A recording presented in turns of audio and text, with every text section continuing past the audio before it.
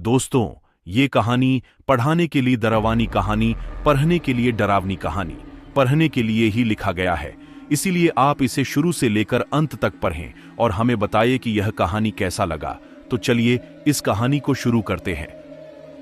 अभी भी याद आ रहा है जब मैं अपने गांव के उस बुजुर्ग पंडित जी से यह कहानी सुन रहा था तो भूत प्रेत के साथ ही उनकी यात्रा के दौरान विस्मय कर देने वाली बातें तो मुझे एक ऐसी दुनिया की सैर करा रही थीं जहां से मैं बिल्कुल ही अनजान था और तब यह सोच भी नहीं सकता था कि ऐसा भी है या ऐसा भी हो सकता है। जी हां, घटना घटने के समय हमारे गांव के वो खमेसर पंडित जी वर्मा अब म्यांमार में चीनी मिल में नौकरी करते थे।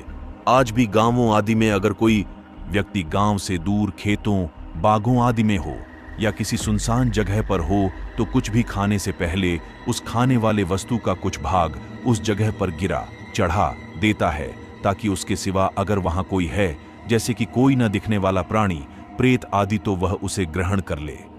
गंवई लोग गांव के बाहर अगर कहीं सुनसान क्षेत्र में होते हैं या किसी ऐसे क्षेत्र में जहां उनको लगता है कि यहां आसपास में कोई अदृश्य आत्मा हो सकती है, तो वे लोग जब भी सूरती तंबाकू बनाते हैं तो खाने से पहले थोड़ा सा उस अदृश्य आत्मा के लिए गिरा चढ़ा देते हैं, क्योंकि उनका मानना है कि अगर सूरती नहीं चढ़ाएंगे तो अदृश्य आत्मा नाराज होकर उनको परेशान कर सकती है। सुनी सुनाई बात बता रहा हूं। कई बार कितने ग्रामीणों को एकांत में सूरती तंबाकू मसल कर बिना चढ़ाए खुद खाने की सजा मिल चुकी है।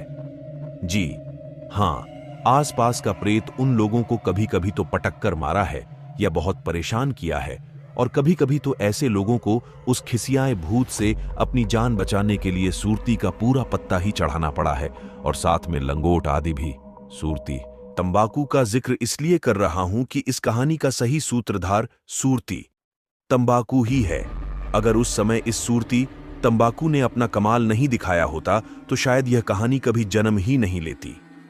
चीनी मिल में हमारे गांव के खमेसर पंडित जी के साथ ही अन्य कई भारतीय भी नौकरी करते थे।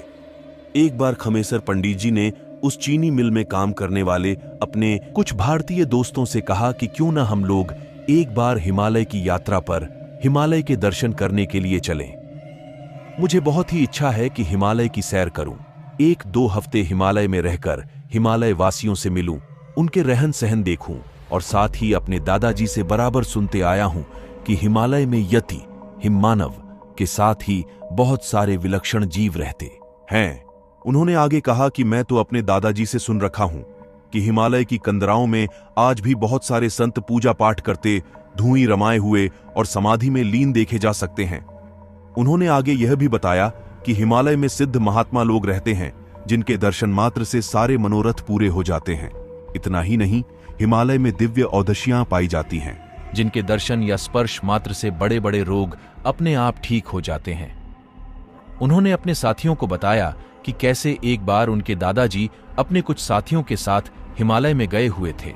उनके एक साथी को कोई असाध्य चर्म रोग था, पर पता नहीं हिमालय में उसके पैरों आदि से ऐसी कौन सी दिव्य औषधि टकरा गई कि 2-3 दिन में ही उसका असाध्य चर्म रोग ठीक हो गया।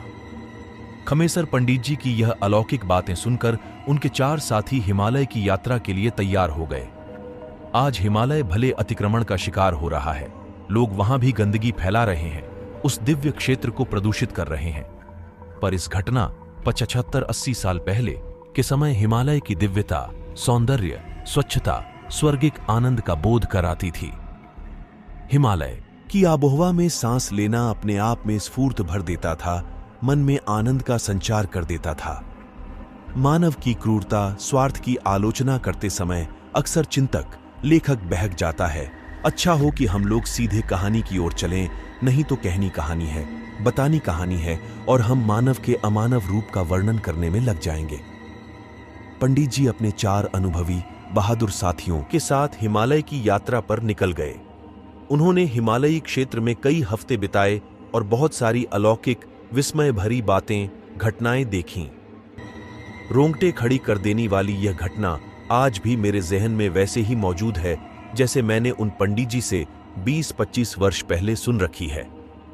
पंडित जी ने बताया कि एक दिन वे बहुत ही सुबह अपने साथियों के साथ हिमालय के एक छोटे शिखर पर चढ़ रहे थे। तो लगभग 300 मीटर की दूरी पर उन लोगों को एक बहुत ही विशाल मानव दिखाई दिया। उन्होंने जैसा कि अपने दादाजी से सुन रखा था कि हिमालय में विशाल मानव, जिन्हें यति या हिममानव कहते हैं, घूमते रहते हैं।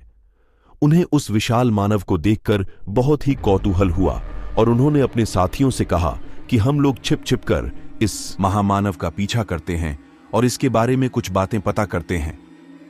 फिर क्या था, उस विशाल मानव का पीछा करने के चक्कर में ये लोग हिमालय की उस पहाड़ी पर कब बहुत ही ऊपर चढ़ गए और लगभग दोपहर भी हो गई, इन लोगों को पता ही नहीं चला।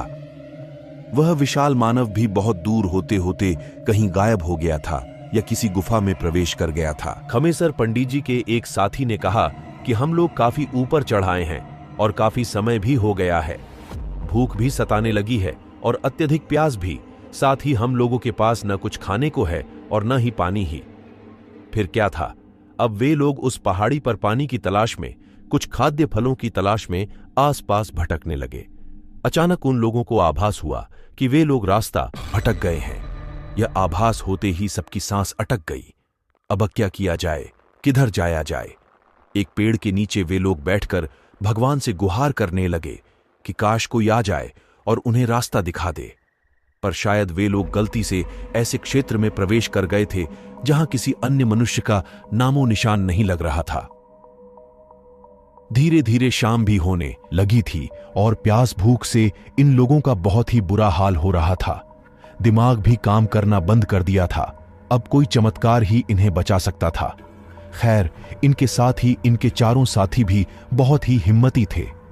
उन लोगों ने आपस में एक दूसरे को हिम्मत और धैर्य बनाए रखने के लिए कहा।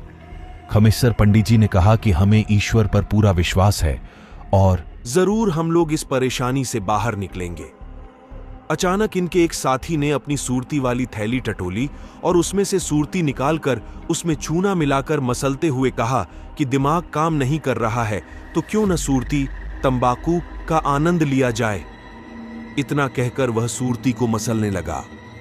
सूरती को मसलने और थोकने के बाद परंपरानुसार, अपनी आदत अनुसार उसने अपने साथियों को सूरती देने से पहले थोड़ी सी सूरती वहां यह कहते हुए गिरा दिया कि जय हो यहाँ के भूत प्रेत बाबा आदि, कृपया ग्रहण करें और हम लोगों की भूल को क्षमा करते हुए हमें राह दिखाए, हमें घर पहुंचाए। जी हां, उस चढ़ाई हुई सूरती ने अपना काम कर दिया। अचानक वहां बहुत ही भयानक और तीव्र हवा चली। आसपास के छोटे छोटे पेड़ अजीब तरह से एक दूसरे से टकराए और एक विशाल भूत काया प्रकट हो गई। वह काया देखने में तो इंसान जैसी ही थी, पर आकार प्रकार में एकदम अलग, जो उसके प्रेत होने की पुष्टि कर रही थी। खमेसर जी और उनके साथी डरे नहीं, अपितु हाथ जोड़कर अभिवादन की मुद्रा में उस विशाल काया की ओर देखने लगे। खमेसर जी और उनका कोई साथ कुछ बोले इससे पहले ही वह विशाल काया तड़प उठी। बहुत दिनों के बाद कुछ खाने को मिला है, तुम लोगों का मैं शुक्रगुजार हूं। इसके बाद उस विशाल काया ने कहा कि मुझसे डरने की कोई आवश्यकता नहीं है, क्योंकि मैं इस क्षेत्र में चाहकर भी किसी का नुकसान नहीं पहुंचा सकता। इसके बाद वह प्रेत काया वहां से जाए, इससे पहले ही खमेसर पंडित जी ने कहा कि हे भूतनाथ, हम लोग रास्ता भटक गए हैं, कृपया हमें नीचे तक बस्ती में जाने का मार्ग बताए। खमेसर पंडित जी की बात सुनकर वह प्रेत पहले तो हंसा, पर फिर अचानक गंभीर हो गया। उसने कहा कि मैं तो खुद ही भटक गया हूं, सालों हो गए इस क्षेत्र से निकलने की कोशिश कर रहा हूं, पर खुद ही नहीं निकल पा रहा हूं। उसने आगे कहा कि मैं ब्राह्मण हूं, बहुत पहले इस क्षेत्र में आया था। एक गुफा में एक महात्मा की सेवा में लग गया था, क्योंकि मुझे सिद्धियां प्राप्त करनी थी। एक दिन मुझसे एक घिनौना अपराध हो गया। मैंने महात्मा जी के समाधि में जाने के बाद धीरे से उठा और उस गुफे के बाहर आ गया। गुफे से बाहर आने के बाद अपनी थोड़ी सी शक्ति जो मुझे प्राप्त हुई थी, उसके बल पर आसपास अपने तपोबल से नजर दौड़ाई। पूरी कहानी सुनाने के लिए हमारे इस चैनल को सब्सक्राइब कर, ये फॉलो करके इस कहानी को पूरा सुने और मजे ले।